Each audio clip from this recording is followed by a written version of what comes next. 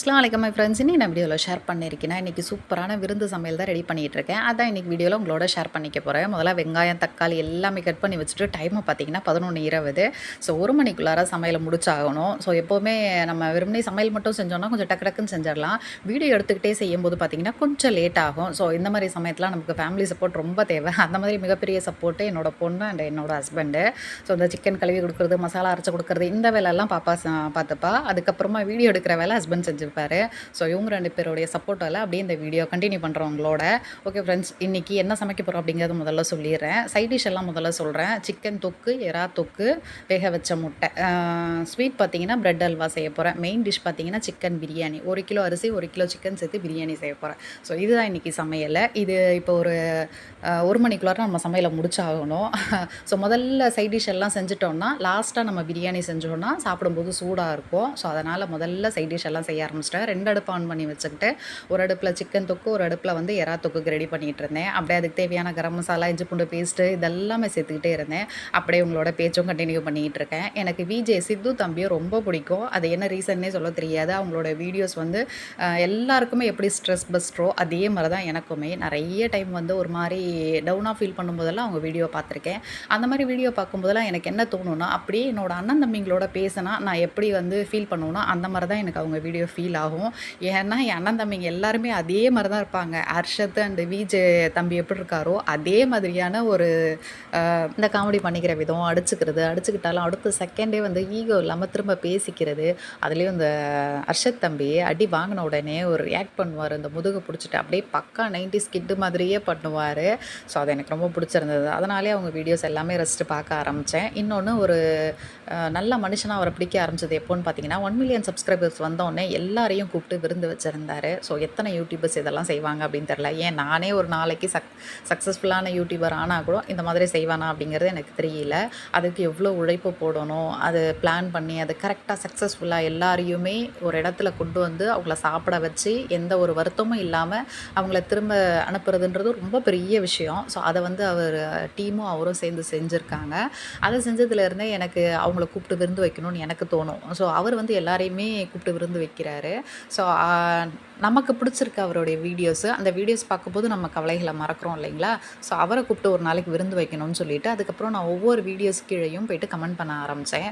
அதாவது, நீங்கள் சென்னையில் இருக்கீங்க தம்பி, இதோ பக்கத்துலேயே இருக்கிற திண்டிவனத்தில் தான் நாங்கள் இருக்கோம். ஸோ இந்த அக்கா வீட்டுக்கு ஒரு நாளைக்கு விருந்துக்கு வாங்க. நீங்கள் எல்லாருக்குமே வந்து விருந்து வைக்கிறீங்க. அது எனக்கு பிடிச்சிருந்தது. அதனால் உங்களை கூப்பிட்டு ஒரு நாளைக்கு விருந்து வைக்கணும்னு சொல்லிட்டு எனக்கு ரொம்ப ஆசையாக இருக்குது. ஸோ அக்கா வீட்டுக்கு ஒரு நாளைக்கு சாப்பிட வாங்க அப்படின்னு சொல்லிட்டு நான் எல்லா வீடியோஸ் கீழேயும் போய் கமெண்ட் பண்ணியிருந்தேன். அந்த கமெண்ட்ஸ் எல்லாம் சித்து தம்பி படிப்பாரா, ஹர்ஷத் தம்பி படிப்பாரா எனக்கு தெரியல. பட் இருந்தாலும் நான் போய்ட்டு கமெண்ட் பண்ணிகிட்டே இருப்பேன். அந்த மாதிரி கமெண்ட் பண்ணுறதில் எனக்கு ஒரு திருப்தி. ஸோ நம்ம வந்து அந்த தம்பியை விருந்து கூப்பிட்ருக்கோம் அப்படின்னு சொல்லிட்டு. ஸோ என்றைக்கே ஒரு நாள் நிச்சயமாக அவர் நம்ம வீட்டுக்கு விருந்துக்கு வருவார். அதையுமே நான் நம்ம வீடியோஸில் ஷேர் பண்ணுவோம் அப்படின்னு நான் நம்புகிறேன். ஸோ எல்லாமே நம்பிக்கை தானேங்க. இப்போ நீ இவ்வளோ நேரம் சமைச்சது விஜே சித்து தம்பிக்கு இல்லை இந்த விருந்து சமையல், வேறு யாருக்கு தான் இந்த விருந்து சமையல் ரெடி ஆகுது அப்படின்னு சொல்லிட்டு உங்கள் உள் மனசில் நினைக்கிறது எனக்கு இங்கே கேட்குது. நான் பதில் சொல்லிடுறேன். என்னோட அண்ணாக்காக தான் இந்த விருந்து சமையல் ரெடி பண்ணிகிட்டு இருக்கேன். அண்ணா ஃபாரின்லேருந்து வந்து ரிட்டன் கிளம்பும்போது ஒரு நாள் கூப்பிட்டு நான் இந்த மாதிரி விருந்து வைப்பேன். ஸோ அதுக்காக தான் இந்த விருந்து சமையல் ரெடி ஆகிட்டு இருக்கேன். அண்ணாக்கு பிடிச்ச ஐட்டம்ஸ் எல்லாம் சமைச்சிருக்கேன். சிக்கன் தொக்கு, எறா தொக்கு இதெல்லாம் அண்ணாக்கு ரொம்ப பிடிக்கும். அந்த பிரெட் அல்வா என்னோடய அண்ணியும் பசங்களுக்கும் ரொம்ப பிடிக்கும். ஸோ அதனால் இதெல்லாம் ரெடி பண்ணிகிட்ருக்கேன். ஸோ எங்கள் வீட்டு சித்துக்கு விருந்துன்னு கூட சொல்லலாம். என்னோடய அண்ணா வந்து சித்து தம்பி கேரக்டரில் அப்படியே 90% ஒரே மாதிரி தான் இருப்பார். என்னடா 100% சொல்லாமல் 90% சொல்கிறேன்னு பார்க்குறீங்களா? ஆமாம், ஒருத்தருக்கு ஒருத்தர் சில விஷயங்கள் மாறுபடும் இல்லைங்களா? ஸோ அதனால தான் நான் 90% சொல்கிறேன். ஸோ அதில் சில விஷயங்கள் முக்கியமாக சொல்லணுன்னா, இந்த கூட இருக்கிறவங்கள ஹாப்பியாக வச்சுக்கிறது, அரவணைச்சிக்கிறது, அடிச்சுக்கிட்டே இருக்கிறது, இந்த விஷயங்கள்லாம் எங்கள் அண்ணா அப்படியே சின்ன வயசுலேருந்து சித்து மாதிரியே தான் இருப்பார். சின்ன வயசில் பிள்ளைங்களெல்லாம் கூப்பிட்டு விளையாடிட்டு இருக்கும்போது அடிச்சுக்கிட்டே தான் விளையாடுவார். அப்போ அம்மா சத்தம் போட்டுகிட்டே இருப்பாங்க, ஏன்டா பிள்ளைங்களை அடிச்சுக்கிட்டே விளையாடுற, யாராவது சண்டைக்கு வந்துட போகிறாங்கடா அப்படின்னு சொல்லி அம்மா சத்தம் போடுவாங்க.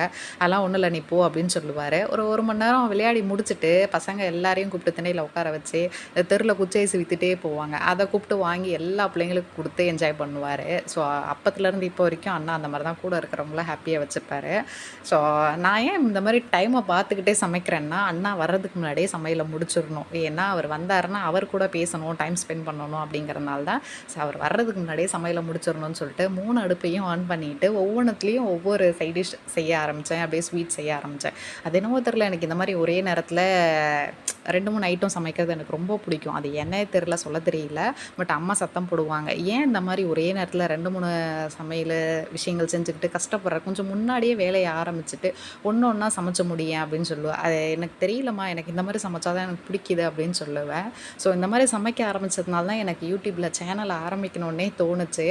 ஸோ நம்ம இந்த மாதிரி ஒரே நேரத்தில 2, 3 சைட் டிஷ் செய்யறோம், சமைக்கிறோம், ரொம்ப சீக்கிரமா சமைக்கிறோம். இது ஏன் வீடியோவா எடுத்து போடக்கூடாது? அப்படின்னு சொல்லிட்டு எனக்கு மனசுக்குள்ள தோணிட்டே இருந்தது. அப்பதான் நான் வந்து இன்னைக்கு என்ன சமையல் சுனிதாவோட வீடியோஸ் எல்லாம் பார்த்தேன். அப்ப அவங்க வீடியோஸ் பார்க்கும்போது எனக்கு அப்படியே நம்ம செய்ற மாதிரியே இவங்க ஸ்பீடா செய்றாங்க. அத வந்து வீடியோஸா எடுத்து இவங்க போடுறாங்க. இவங்க ஒரு சேனல் வச்சிருக்காங்களே! நம்மளும் இந்த மாரி ஒரு சேனல் ஆரம்பிக்கணும் அப்படின்னு சொல்லிட்டு ரொம்ப நாளா ஹஸ்பண்ட்ட வந்து பர்மிஷன் கேட்டுட்டே இருந்தேன். அவரு வேண்டாம், இதெல்லாம் வேண்டாம், நமக்கு செட் ஆகாது அப்படின்னு சொல்லிட்டு வேண்டாம் வேண்டான்னு சொல்லிட்டே இருந்தாரு. இப்ப ரீசென்ட்டா ஒரு 2, 3 வருஷத்துக்கு முன்னாடி தான் சரி ஓகே உனக்கு பிடிச்சிருக்கா சரி செய் அப்படின்னு பர்மிஷன் குடுத்தாரு. பர்மிஷன் குடுத்து ஒரு 6 மாசம் தான் நான் வீடியோஸ் போட்டிருப்பேன் சேனல் ஓப்பன் பண்ணி. அதுக்கப்புறம் ஹஸ்பண்ட் அண்ட் மாமியார் 2 பேருக்குமே கோவிட் வந்ததுனால என்னால வந்து வீடியோஸ் கன்டினியூவா போட முடியாம அப்படியே ஒரு 6, 7 மாசம் பெரிய கேப் எடுத்துட்டேன். ஸோ அதுக்கப்புறம் வீடியோஸே போடாமே விட்டதுனால சேனல் அப்படியே பிக்கப் ஆகாம அப்படியே இருந்துச்சு. அதுக்கப்புறம் அம்மா அண்ட் ஃப்ரெண்ட்ஸ் எல்லாருமே இல்ல திரும்ப வீடியோஸ் போடு. ஸோ சேனல் பிக்கப் ஆகும். உனக்குமே இது பிடிச்சிருக்குல்ல பண்ணு அப்படிங்கிற மாரி சொல்லியிருந்தாங்க. இன்னொன்னு நான் அந்த கோவிட் வந்ததுனால ஹஸ்பண்ட் அண்ட் மாமியாருக்கு ஒரு மாரி அதிலேயே ஸ்ட்ரெஸ்ஸா இருந்தேன். ஸோ அதுலேருந்து நீ வெளியில வரணும்னா நீ சேனல்ல கவனத்த செலுத்து அப்படின்னு சொல்லிட்டு எனக்கு அட்வைஸ் பண்ணியிருந்தாங்க. எனக்குமே அதுதான் சரின்னு தோணுச்சு. சரின்னு சொல்லிட்டு நான் திரும்ப வந்து சேனல்ல கவனம் செலுத்தி வீடியோஸ் போட ஆரம்பிச்சேன். அல்ஹம்துலில்லாஹ் நான் திரும்ப வீடியோஸ் போட ஆரம்பிச்சதுக்கப்புறம் நம்ம சேனல் நல்லா பிக்கப் ஆச்சு. அதாவது மானிட்டைஸ் ஆக போற நேரத்தில நான் திரும்ப வந்து கேப் எடுத்துக்கிட்டேன். ஒரு 3, 4 மாசம் திரும்ப கேப் எடுத்து அப்படியே வீடியோஸ் போடாம விட்டுட்டேன். திரும்ப ஒரு பர்சனல் ஒர்க் இருந்துச்சு. அதனால தான். ஸோ அப்படியே சேனல் அப்படியே நின்றுச்சு. அதாவது மானிட்டைஸ் ஆகல. எந்த ஒரு முன்னேற்றம் இல்லாம நின்னுச்சு. அதுக்கப்புறம் அம்மா அண்ட் ஃப்ரெண்ட்ஸ் திரும்பவும் அதே மாதிரி தான். இல்ல வீடியோஸ் போடு அப்படின்னு சொல்லிட்டே இருந்தாங்க. எனக்குமே தோணிட்டே இருந்தது. ஏன் நமக்கு பிடிச்ச ஒரு விஷயத்த நம்ம கன்டின்யூ பண்ணாம அப்படியே விட்டுட்டோம் அப்படின்னு சொல்லிட்டு. இல்ல வீடியோஸ் போடணும் அப்படின்னு சொல்லிட்டு திரும்ப வீடியோஸ் போட ஆரம்பிச்சேன். இப்போ ஒரு 3, 4 மாசமா திரும்ப போட்டதுக்கப்புறம் அல்ஹம்துலில்லாஹ் சேனல் நல்லா பிக்கப் ஆச்சு. உங்களுடைய லவ் அண்ட் சப்போர்ட் எனக்கு நெறைய குடுத்துருக்கீங்க. அதுக்கு ரொம்ப பெரிய தேங்க்ஸ், நன்றி. அத வார்த்தைகளால சொல்ல முடியாது. அல்ஹம்துலில்லாஹ். அதே லவ் அண்ட் சப்போர்ட் இப்போ நம்மளுடைய லாங் வீடியோஸ்க்கும் குடுத்தீங்கன்னா நல்லாயிருக்கும். ஏன்னா லாங் வீடியோஸ் போட்டா தான் சேனல் வந்து மானிட்டைஸ் ஆகும். நம்மளுடைய ஷார்ட்ஸ் போட்டோம்னா அதில நமக்கு 4000 ஹவர்ஸ் வந்து ரீச் ஆகாது. ஸோ அதனால சேனல் வந்து சீக்கிரமா மானிட்டைஸ் ஆகாது. இந்த லாங் வீடியோஸ் போடும்போது மட்டும் தான் சீக்கிரமா மானிட்டைஸ் ஆகும். ஸோ உங்களுடைய லவ் அண்ட் சப்போர்ட் நம்மளுடைய இந்த லாங் வீடியோஸ்க்கும் குடுத்தீங்கன்னா நல்லாயிருக்கும். இன்ஷா அல்லாஹ் குடுங்க. அல்ஹம்துலில்லாஹ் இப்ப விருந்து ரெடி ஆயிருச்சு. அண்ணா ஃபேமிலி எல்லாருமே வந்தாச்சு. வந்து ஒரு 1/2 மணி நேரம் பேசிட்டு, அதுக்கப்புறம் தான் இப்ப சாப்பிடவே ஆரம்பிச்சிருக்கோம். சாப்பிட்றதுக்கு முன்னாடி எல்லாத்தையும் அப்படியே வீடியோல கவர் பண்ணிட்டு, சாப்பிட ஆரம்பிக்கலாம் அப்படின்னு சொல்லிட்டு. ஸோ சாப்பாடு ரொம்ப சூப்பரா வந்திருந்துச்சு. உதிரி உதிரியா பிரியாணி. அல்ஹம்துலில்லாஹ் டேஸ்ட்டுமே ரொம்ப நல்லா இருந்துச்சு. அண்ணா சாப்பிட்டு ரொம்ப நல்லா இருக்குமா அப்படின்னு சொல்லிட்டு சொல்லியிருந்தாரு. சாப்பிட்டு முடிச்சதுக்கப்புறமா நைட்டுக்கு சாப்பிட்ற மாதிரியான சாப்பாடு எல்லாமே பேக் பண்ணி அண்ணா ஃபேமிலிக்கு குடுத்து அனுப்பியிருந்தேன். சினிமால மட்டும் ஒரே பாட்டுல சக்ஸஸ் ஆயிடுறாங்க. அதே பாட்ட நம்ம ஓராயிரம் தடவ கேட்டிருப்போம்.